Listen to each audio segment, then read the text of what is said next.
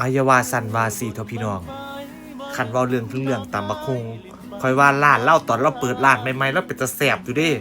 ถือว่าเป็นร้านตำบักฮุงที่สะอาดเจ้าเบิงดูนั่นถ้วยจานบักเขือทองบักเขือเราแต่งแบบว่าสะอาดอีหลีเราเป็นตะแสบของเราอยู่ตอนเราแต่งร้านใหม่ๆน่ะเบิ่งความสะอาดของเบิ่งบักหน้าเราเหลือมิงแสดงว่านางล้างมะนาวด้วยพูดน่ะบักหน้าเราสะอาดไปบูลลี่แล้วว่าเราต่ำเป็นตะขี้เดียดจังสันจังสิมันกับแมนยู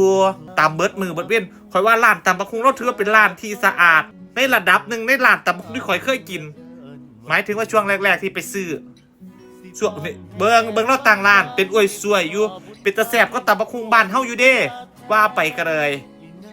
ถึงแม้ว่าช่วงหลังมันสิเป็นจังซี่กระซางเพราะฉะนั้นเขาต้องเฝ้าไปเร็วๆเอาอีหลีบ่ได้ขาดเอียงหลาย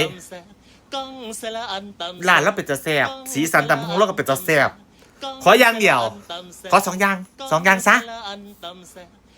ระหว่างวันล้างโคกแน่เปลี่ยนน้ำสากเสิร์ฟอย่างแน่ก็สิเป็นตะกิดก็นี่หลายขอตั้งสติ